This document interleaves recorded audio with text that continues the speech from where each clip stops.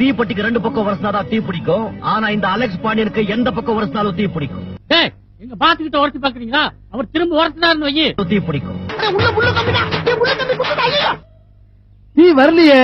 என்னுடைய 5 முகத்தை பார்த்தேன்னு சொன்னேன்ல, எனக்கு இன்னொரு முகம் இருக்கு. அந்த மூஞ்சாவது பாக்குற மாதிரி இருக்குமா?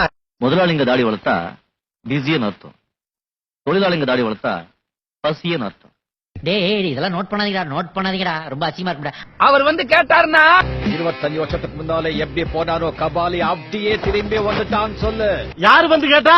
அட யாரும் கேட்க மாட்டாங்கடா, நீயா எவனையாவது கூப்பிட்டு சொல்லு.